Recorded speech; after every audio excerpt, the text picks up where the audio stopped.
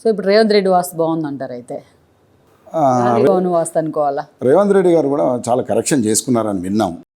తన ఇల్లుకు main door కూడా south నుండి నార్త్ మార్చిండని విన్నాను. నేను చూడలేదు. మార్చుకుంటారు కదా ఆయన. ఫ్రీ అప్పుడు ముఖ్యమంత్రి కానప్పుడు ఫ్రీ రోడ్ కదా అది. కేసీఆర్ గారికి బ్యారికేడ్ రోడ్ అవుతుంది. తను ఆపోజిషన్లో ఉన్నారు కాబట్టి ఫ్రీ రోడ్ అంటే ఎవరైనా నడవచ్చు. ఆ రోడ్ నుండి ఏమి రెస్ట్రిక్షన్స్ లేకుండా నడుస్తారు కదా. ముఖ్యంగా ఎవరైనా పదవిలోకి వచ్చినాక ఈ సెక్యూరిటీ రీజన్స్ రోడ్స్ బంద్ చేసుకుంటారు. అది కొంచెం ఇబ్బందికరమైన. అది వైఎస్ రాజశేఖర రెడ్డి కూడా అక్కడ శ్రీనగర్ కాలనీలో రోడ్డు మానేసేసారు కంప్లీట్గా. అక్కడ పోవడం యాక్సెస్ తీసేశారు. సో అది మనం ఇబ్బందులు చూస్తున్నాం. ఇవి అబ్జర్వేషన్లో కొంత తక్కువ మంది చూస్తారు. దీని గురించి అసలు అప్పుడు అంతా వాస్తు నమ్మినప్పుడు ఎందుకు ఇబ్బందులు పడేందుకు చిన్న చిన్నయండి. మీరే అన్నారు కదా ఈ రాజశ్యామల యాగాలు ఇవన్నీ ఎంతవరకు ఉపయోగం. దాని మీద మాకు నాలెడ్జ్ లేదు కూడా దాని మీద కామెంట్ చేయడానికి. గొప్ప విషయాలు గొప్ప వాళ్ళు చెప్పారు.